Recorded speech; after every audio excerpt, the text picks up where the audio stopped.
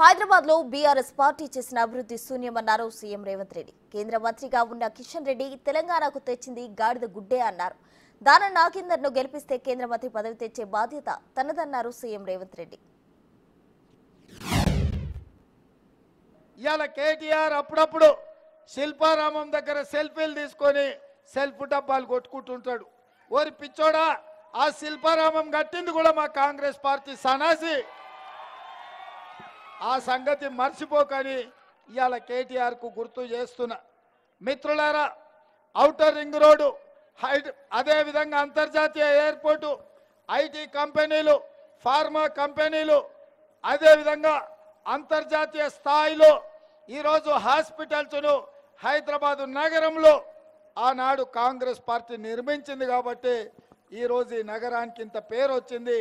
ఈ హైదరాబాదు నగరం ఈరోజు విశ్వ నగరంగా మారింది అనంటే అది కాంగ్రెస్ పార్టీ ప్రభుత్వంలో ఉన్నప్పుడే. కిషన్ రెడ్డి గారు కూడా మంత్రి అయ్యిండు, ఢిల్లీకి పోయిండు. ఏమైందా? ఏదైనా సమస్య పరిష్కరించిండా? మనకేమన్నా నిధులు తెచ్చిండా? 2021లో వరదలు వచ్చి మన పేదోళ్ళందరి ఇండ్లు మునిగిపోయినాయి. కనీసం 10 రూపాయలన్న తీసుకొచ్చిండా?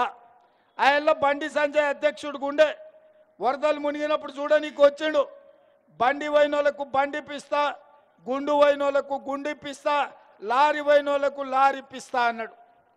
గుండు అరగుండు మనకేమన్నా ఇచ్చిండా? అనే ఏమన్నా తెచ్చిండా?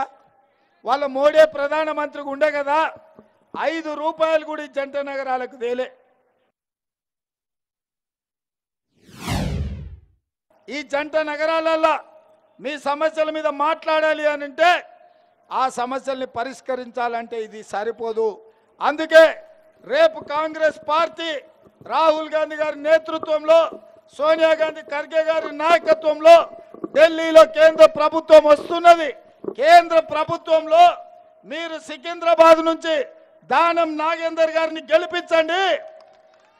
ఆ మంత్రివర్గంలో దానం నాగేందర్ ను కేంద్ర మంత్రిగా ప్రమాణ స్వీకారం చేయించే బాధ్యత నాది.